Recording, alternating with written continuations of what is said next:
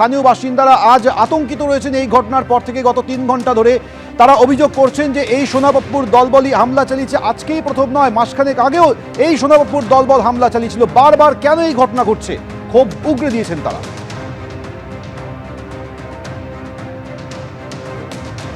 Same আবার সোনাবাপুর ছেলেরা আবার করছে, ওরা এলাকা দখল করতে চাইছে, আগেকার পঞ্চমতলা আবার নিয়ে আসতে চাইছে। আমরা পড়াশোনা ছেলে, আমরা আগেকার পঞ্চমতলা চাইছি না, আমরা শিক্ষিত পঞ্চমতলা চাইছি, শিক্ষিত পঞ্চমতলা চাইছি, কিন্তু ওরা চাইছে আবার আগেকার পঞ্চমতলা নিয়ে আসি, বোমা গুলি নিয়ে ওরা আসতে চাইছে। দলবল নিয়ে ছুরি চাকু বোম সব নিয়ে এখানে মারতে এসছে। এখানে তো কতক্ষণ এসে মারবে বলো, কেন মারবে কেন? কথা বলবো আমাদের অপর প্রতিনিধি সুদীপ্ত আচার্য আমাদের সঙ্গে রয়েছে। সুদীপ্ত, শুধুমাত্র স্থানীয় বাসিন্দারা যে আতঙ্কিত এমনটা নয়, তারা অভিযোগ করছেন যে মাসখানেক আগে এই এলাকাতে এই সোনাবাপুর নেতৃত্বাধীন দুষ্কৃতীরা তারা হামলা চালিয়েছিল, সোনাবাপু এলাকা দখল করার চেষ্টা করছে। কেন পুলিশ মাসখানেক আগের সেই ঘটনা থেকে শিক্ষা নেয়নি? পুলিশ যদি সতর্ক হতো তাহলে আজকের এই তাণ্ডবটা হতো না। দেখো, সোনাপাপুর নামটা কিন্তু নতুন না, এবং সোনাপাপুর বিরুদ্ধে এর আগে অভিযোগ উঠেছে। কসবা আলাদা বিধানসভা, বালিগঞ্জ আলাদা বিধানসভা, আলাদা পৌর, সেখানকার ঝামেলা কিন্তু এখানে চলে আসছে। এবং কোন জায়গা, যে আমাদের যে তুমি বাইকটা শোনাচ্ছিলে সেখানে কিন্তু বলছে তারা শিক্ষিত 55 তলা চাইছে।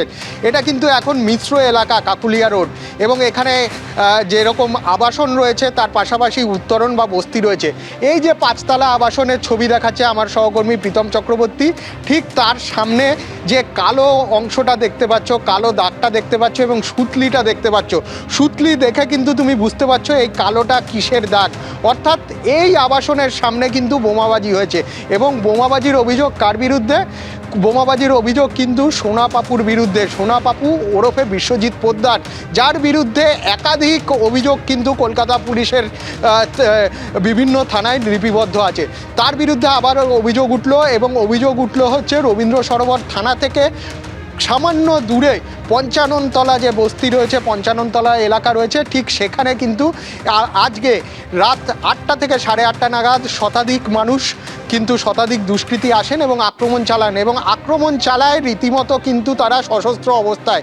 একদিকে সশস্ত্র অবস্থায় তারা আক্রমণ চালায়, গুলি চালায়। আমরা দেখলাম রাস্তার মধ্যে যেরকম তাজা কার্তুজ পড়ে আছে সেরকম কার্তুজের খোল পড়ে রয়েছে, তার পাশাপাশি বোমাবাজি হয় এবং ধারালো অস্ত্র দিয়ে কোপানো হয়। এবং কলকাতা পুলিশের ডিসি ভোলানাথ পাণ্ডে তিনি যেটা জানালেন যে 2 জন কিন্তু গুরুতরভাবে এই ঘটনায় আহত হয়েছেন, তাদের চিকিৎসা চলছে, এবং তিনি আশ্বস্ত করেছেন যে এই ঘটনায় যারা জড়িত তাদের বিরুদ্ধে কিন্তু ব্যবস্থা নেওয়া হবে। বাইক ভাঙচুর যেরকম করা হয়েছে, তার পাশাপাশি পুলিশের গাড়ি, পুলিশের একটা পিসিআর ভ্যান ছিল, সেই ভ্যানটাকেও কিন্তু ভাঙচুর করা হয়।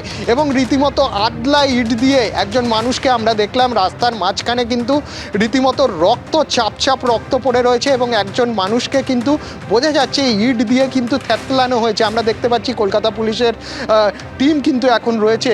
এই এলাকাটা এখন কিন্তু আপাতভাবে শান্তিপূর্ণ, কিন্তু এলাকার বাসিন্দাদের কিন্তু আশঙ্কা আবার এই ধরনের আক্রমণ হবে না তো, কারণ এই আক্রমণ তো প্রথম না, এর আগেও আক্রমণ হয়েছে। এই আক্রমণে কিন্তু একদিকে যেরকম এখানকার যে বস্তি এলাকা রয়েছে সেই এলাকার মানুষরা আতঙ্কিত, তার পাশাপাশি যে আবাসনগুলো রয়েছে সেই আবাসনের বাসিন্দারাও কিন্তু আতঙ্কিত, এবং তারা চাইছেন যে এই ধরনের ঘটনায় যারা যুক্ত, আজকের ঘটনায় যারা যুক্ত, তাদের বিরুদ্ধে যেন ব্যবস্থা নেওয়া হয়। তার পাশাপাশি ভবিষ্যতে যাতে আবারও এই ধরনের ঘটনা না ঘটে তার জন্য পুলিশকে এখন থেকেই সতর্ক হতে হবে, এই দাবি করছেন স্থানীয় বাসিন্দারা। তুমি আমাদের সঙ্গে থাকো। এবিপি আনন্দ, এগিয়ে থাকে, এগিয়ে রাখে।